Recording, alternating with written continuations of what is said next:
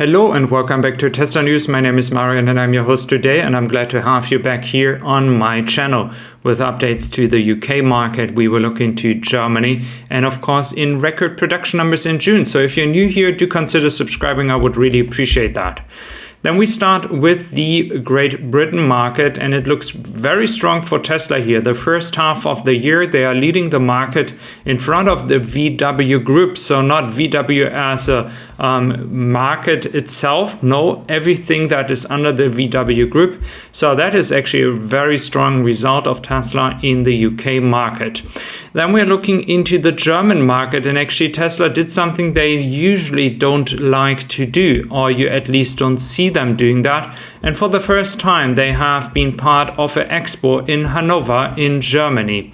What they exactly do there, it is for young people, kids, families, and of course students as well. And they can have the ability to now check out all the stuff that Tesla is offering, especially the new battery pack. VW is over there as well. And of course, those companies do that because they want to attract interest from younger people into their brand. And they want to hire, for example, students that would like to maybe work for the companies. And as we do have a lack of young people in Germany and not too many people that are interested in working in this industry, it's very important for Tesla to establish itself as a brand. And they do that by being on this Ideen Expo, which pretty much is something where you can just check out all the companies and get a mindset what you like and what you don't like. What we can really enjoy looking at is the record June production with 118,000 cars and 112,000 cars coming from Fremont and Shanghai alone. If we combine them together, if we don't have any lockdown, we are looking at 356,000 cars, and that is actually very, very good. So if Tesla wouldn't have any challenges here, just with those two factories, we would look at 356,000. If we would take taxes and as well Giga Berlin to it on top, we could have achieved maybe around 370K this last quarter. So I do believe that after all the upgrades that we're going to see here in Giga Berlin and as well in Shanghai, I believe that in Q4 we can easily pass by the 400K per quarter. I think we will easily go towards 420, 430 maybe even. So it's going to be a record quarter coming. For Q3, let's be cautious because we have these upgrades. If Tesla can catch this back up, we will see if this is going to happen. Then Cannot Enough posted a nice picture here. Thank you that I'm allowed to use these statistics. You clearly see that the average selling price in green is increased and the cost didn't increase as much as the new price.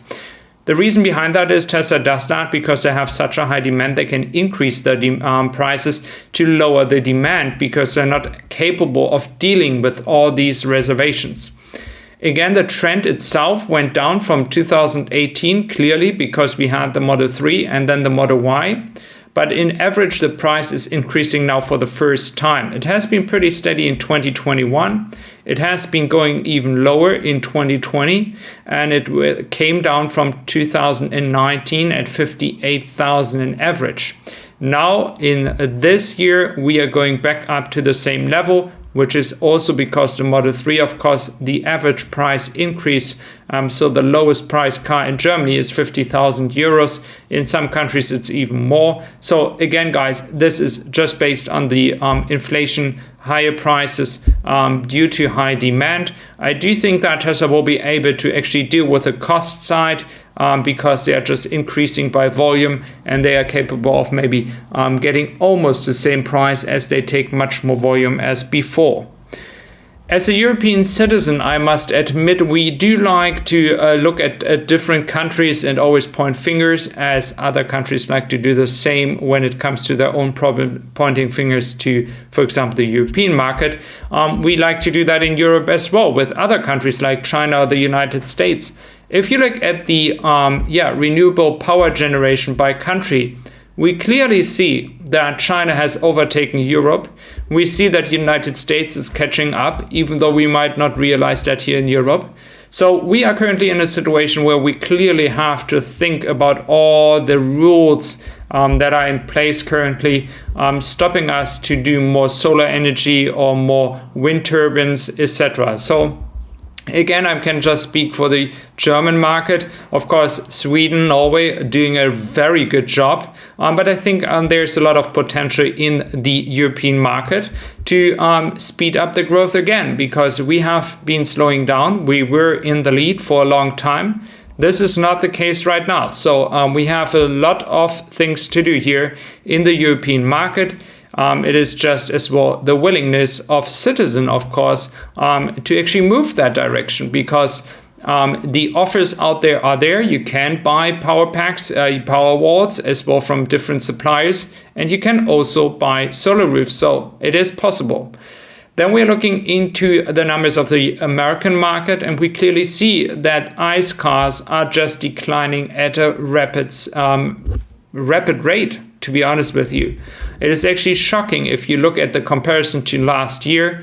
And you cannot admit, you have to admit, to be honest with you, that this is not only the case because we have supply chain issues. No, there are several reasons, because we have higher inflations, the cost is starting to increase. So in other words, people might think twice if they buy a new car. And if they buy a new car, they might even think to buy an EV and not a gasoline car. So this is putting us exactly in this graph here, which a Twitter user is sharing. We clearly go into this valley of change, and then moving downwards with the ICE production. And this is happening everywhere. And at the end of this curve, we're going to go up with the EV cells again. And of course, it's going to take some time. I mean, it can switch in a bit further back. Of course, we're going to sell some ICE as well in 2030. So you can move this curve a bit backwards, and it's going to maybe go slower. But in some areas, we can confirm that this change is going to happen. And it can only happen, and we can only succeed by changing to EVs if the battery cell production is working. And Tesla is doing a pretty good job in that with suppliers, and they are building their own production lines and ramping up production. So that is the key factor. And one of the other factors is, of course, how to build renewable, recyclable batteries, being able to make this entire cycle work, take the battery out of an old EV, move it into a recycling process. That is the way it's working. So I'm very glad to have you here today. Do share your opinion if you do like to, and you subscribe, please, if you do like my content. And I wish you a wonderful day. Take care. Thank you very much.